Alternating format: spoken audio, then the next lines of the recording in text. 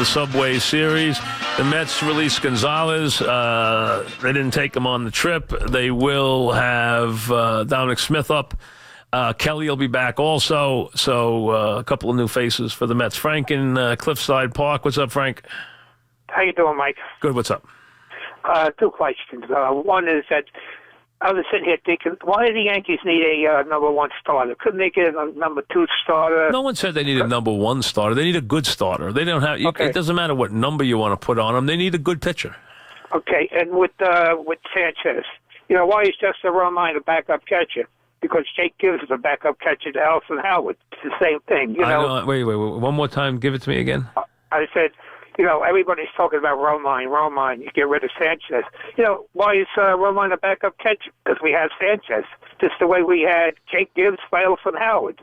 Well, no, I mean, nobody who knows anything about baseball is trying to say that Romine can replace Sanchez, because he can't. So now, Romine might get to the point where he deserves a chance somewhere else to be an everyday catcher, but he's never going to hit like Sanchez. I understand he's having a good year with the bat this year, and Sanchez has got to get better with the glove. You can't take 2-0 fastballs right down the middle from Chapman and have him bounce down the third baseline when because you can't catch it. I mean, that happens too often with him. Dan in Seaford, what's up, Dan? Hey, Mike, how you doing? Anybody pick up Hanley Ramirez yet? Would the Mets take a shot and give him minimum and maybe have him tutor Smith? I think Smith's a lefty, right? So I don't like him. I don't want him here. I don't think he fits. I think he's better off with a team with a DH.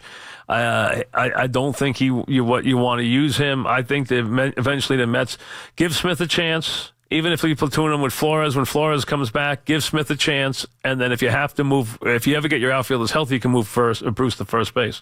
Howard in Queens, what's up, Howard? Howard going once. Oh, hello. Yes, Hi. Howard. What's up? Hi, Mike. What's going on? Paula. I got 2 points. I mean, first of all, I think I agree with you like 99% of the time. I mean, you can't really build like a pitch around like starting pitching these days. And all those people who believe that, I mean, they can't even give you like good examples. But I'll give you some example. And, I mean, Cubs, when they have Mark Pryor, Kerry Wood, Pauls, and Brown.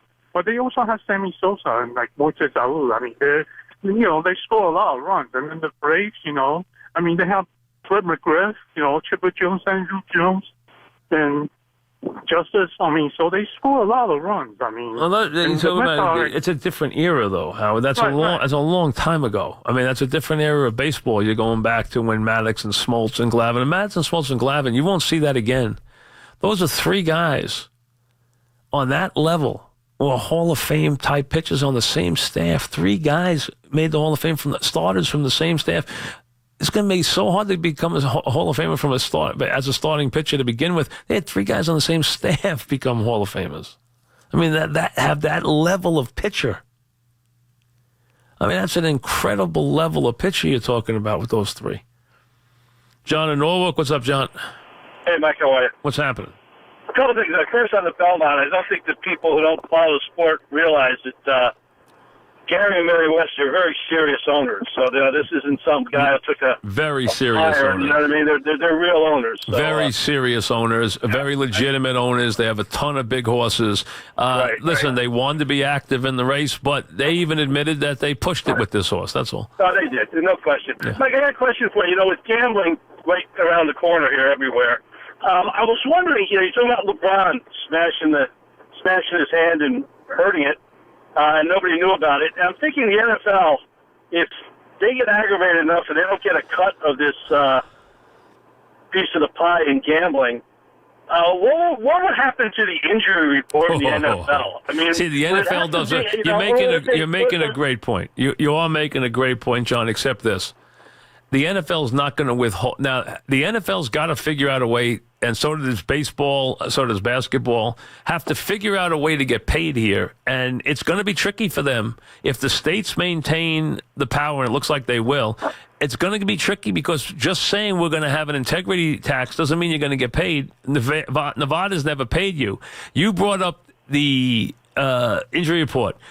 They did the injury report because they did not want people to go into the business of selling information on teams and creating a whole world of. Could you imagine if guys would say, "I have the inside on who's playing this weekend"? Okay, I know whether this. So the NFL was like, nonsense. We're going to control this, and we're going to make the. Now we all know that it doesn't mean anything because the old adage used to be that Joe Gibbs only put the healthy guys on the injury report. Well, that's the whole point, Mike. So it's never been completely authentic to begin with. Teams have always taken advantage of it, and a lot of times a guy who could be questionable, or if they say a guy's out, he's out. And that's still the way today. If you say a guy's out, he's out. But all you have to do is put a guy questionable, and you don't have to announce till Sunday whether you play him or not. And you can even put him on the injury report as probable. And no one's going to do anything to you if he doesn't play on Sunday. So, but the point is, you're right. The NFL could get crazy with this information and make it very tough on everybody. They won't do that, though, because it creates an enormous problem for them. Vinny in Queens, what's up, Vinny? Hey, Mike, good afternoon. How are you? What's happening? Yeah, Mike, listen, over this weekend I seen something about with Jalen Rose and Kenyon Martin. They both feel that, and this is regarding LeBron James, they were both saying that, I'm just paraphrasing, that if he could recruit Paul George with him, because supposedly he's got a very strong relationship with Fizdale, that if he could try to recruit Paul George, that there's a good chance he could sign here. I mean, you could take that with a grain of salt because, everyone... First of all, I am not a big Paul George fan myself, number one. But number two, I would listen to anything and anything that would bring LeBron James to New York. Listen, that is the fondest wish I could have right now from a sports standpoint. I would love to be here for a couple of years doing the show and to be able to go to the Garden and watch him play day in and day out. I think that would be, what he would mean to this city, how big the Knicks would be, how big that story would be, is almost off the charts. And this city, could you imagine what would go on in this town if he was in this city? This city would go utterly berserk. The Garden would be the hottest ticket anywhere, every single game. It would be an absolute, it would be a show times 10 every time he took the court. It would be unbelievable. They would be at the top of the charts every day for 2 years. I just don't even know if it's even, I have no reason to think that it's even remotely possible. And let me say this, the one thing I would take seriously is Popovich saying that he was going to actively recruit LeBron. LeBron reacts to those kind of coaches. He absolutely does. Loves Krzyzewski. That guy's going to have a lot of in. Now, I don't know what his plan is for what players and everything else and how it all works and what the roster looks like. But the fact that you would have Popovich say, hey, LeBron, you and I can do this together. Here's my plan. Here's what we can do. I think LeBron would take that very, very seriously. And that would be, that's hard to, if Pop says, listen, here's what we're going to do. This is how we're going to finish our careers together. Here's what, as we ride off into the sunset. And, I think LeBron would be listening to that, and that would be he'd be a very serious player if that turns out to be, something that actually is real from his standpoint. Matt in Northport, what's up, Matt? Hey, Mike. I want to say, with Tanaka unfortunately getting hurt, taken up, all these things resurface again about fans saying, "Oh, you need the DH in the National League," and this is unfortunately the side effect of having year-long interleague play. It was less a deal when it was a couple weeks in June, but I just want to kind of clear something up for American League fans that I don't think they realize. Oh, we don't want to see a pitcher hit. Who wants to watch a pitcher hit? I get it. The pitchers don't hit well, other than a few guys like Bumgarner who are great hitters. It's about having to manage both sides of the ball.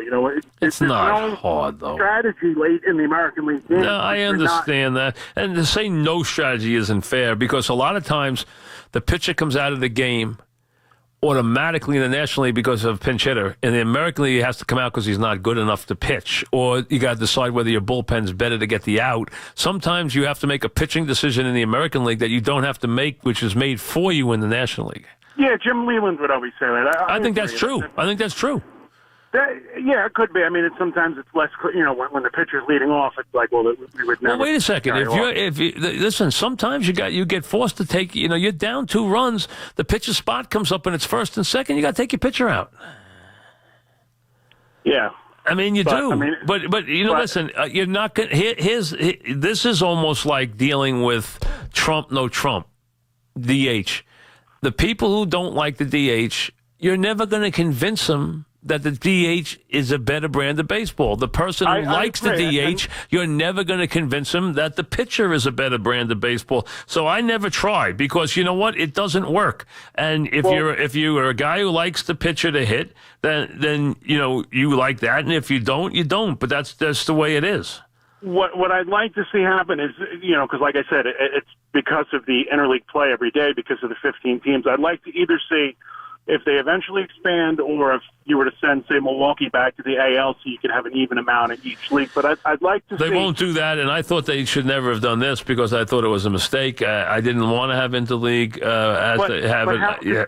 The points you made last week, the Met-Yankee series, those rivalry series are big, and they're not going to turn away. No, listen, how many people did the Mets get at the stadium this weekend? They had 85,000 the first 2 nights. What did they have last night? I didn't see the attendance last night. Exactly. Those rivalry series are a draw, but I would like to see it move to 8 interleague games. You play your 4 rivalry games and then 4 rotating games, and then you have 154 games against your own league, which is kind of like a nod to the tradition of the one. And listen, I expect to hear more out of the American League from this standpoint. How many times have the Yankees sent pitchers into American League parks and got them hurt on the base paths? Chen-Ming Wang was. I mean, come on. I mean, this has happened more than once. I mean, no one likes this. The Yankees don't want CC Sabathia on the base paths. I mean, they've admitted that. I mean, you don't want last year. Yeah. Adam Wainwright got hurt last year. Yeah, and he came out and he said, "Please don't try to use my injury as an excuse to get the designated." Listen, I don't think you're going to change. First of all, you're never taking the DH out of baseball. You understand that because the players, it's a high-paying job. The Players Association is never going to take it out. The only thing you would have is if they have it in, and I don't think you're closer to having it in. I think the National League is going to stay the way it is. What I'd like to see, and Gary Cohen has mentioned this, maybe if you could get the union on board, hey, let's do a 27-man roster, then you can actually have, because, you're going to need these bigger pitching staff. Well, wait a second. What does the 27-man roster do to the DH? Well, I would say in exchange for getting rid of the DH. No, I don't care. I don't think the National League, even for a 27-man roster, would get rid of the DH. I don't think they would. Oh, you mean the American League getting rid of the DH? American League will never get rid of the DH. Well, never. Not for a 27-man roster or anything else, because the DH is a high-paying job, and it keeps stars in the game. Most teams don't have a full-time DH anymore. There's less David Ortiz and more like, we'll give this guy a day off. There still will be many guys who will morph into that job on many teams. So the idea that all teams don't. I mean, a lot of teams will still have a guy who can use the bat, or is a guy who's older who can use the bat at that position. So there's still guys like that. It's still a good place to put aging stars at the DH spot. I mean, would Pujols be in the major leagues if it wasn't a DH? What's that? Would Pujols be still in the major leagues if there wasn't a DH? No, absolutely not. Right. My favorite thing to say is if there was always a DH in both leagues, Barry Bonds would have hit about 1,000 home runs, and Babe Ruth would have retired as a pitcher who never took an at-bat. Thanks, Mike. I appreciate it. All right. Take care. So, listen, I don't think the DH is going to either league. I mean, I'm sure, and I think both teams don't like what happens. I think the Yankees don't like the fact that pitchers keep getting hurt. Luke in Jersey City. What's up, Luke? Hey, how are you, Mike? What's happening? Hey, man, I have a quick question. I've been reading pretty much lately and stuff like that in regards to Sandy Alderson, for example, putting this thing together. So I wanted to know, in your opinion, until what point does the Mets start pretty much going after this guy for pretty much putting this team together and the whole situation with farm system? You're asking me, are the Mets going to relieve Sandy Alderson from his job? Is that what you're asking me? pretty much at what point? I don't think. I think he will stay in this job for as long as he wants it. I really believe that. I think it's his decision to make. I don't think the Mets will chase him out of his job. I think he will stay here till he doesn't want to do it anymore. I don't know when that would be. Could be this year. Could be next year. I'm not sure. But I don't think the Mets will chase him out of his job. I think it will be a mutual thing. And maybe they know. Maybe something's going on and we don't even know about it. I have no idea. He's had some injury, some illnesses, some illnesses to deal with. I don't know what his status is or how he's feeling about things these days. He plays his cards very close to his vest, so it's hard to say. But I think it's his call. Anthony in Marlboro, what's up, Anthony? Michael, the only thing helping me get through this Mets season is you back on the air, so thank you. Well, Listen, the fact, I want to talk about Cespedes but 30 seconds on his DH. And, Michael, this is 2018. Teams invest millions of dollars into pitchers as their commodity to pitch. Just like football, do you want to see Tom Brady try to make an open field tackle on interception or a kicker make a tackle? I think it's the same thing when you're asking a guy who is conditioning to throw a baseball and to field it, to now get up there, move his muscles in a different way. I think it's foolish to say, oh, they're athletes, they should be able to handle it. I don't, Mike. I think a pitcher should pitch, case closed. Why doesn't the players union get involved and say, hey, we're creating more jobs? You just said it. Pujols will extend his career. All these older guys, maybe an Adrian Gonzalez now could go be a DH. I don't know, but my point is, Mike, a pitcher batting is the dumbest thing. 2 on, bottom of the 7th, pitch count low, and I got to see my pitcher come out because we need a big hit there. I don't want to hear it. Wheeler could hit and Bumgarner could hit. They're not hitters. They're pitchers. Well, right or wrong, Mike? Well, there are some. I mean, listen, Bumgarner could play. I mean, he actually is a rare one. He's a little different. Right, that he guy is. cuts trees down. Listen, that guy could hit. I mean, we all know that. He can hit. Ohtani can hit. I mean, Ohtani can play the field. He's a rare one, too. Ohtani, I've watched him hit. He can hit. I mean, he's a legitimate. You could play him in the outfield. He'll hit 25 home runs. He can absolutely hit. There's no question. Those are very rare guys, though. Very rare. I don't even know what is Bumgarner's batting average. Does he hit? What does he hit for his career? I mean, I've seen good hitting pitchers in my life. Earl Wilson was a good hitting pitcher. Bob Gibson was a good hitting pitcher. Don Drysdale, Rick Rhoden was a very good hitting pitcher.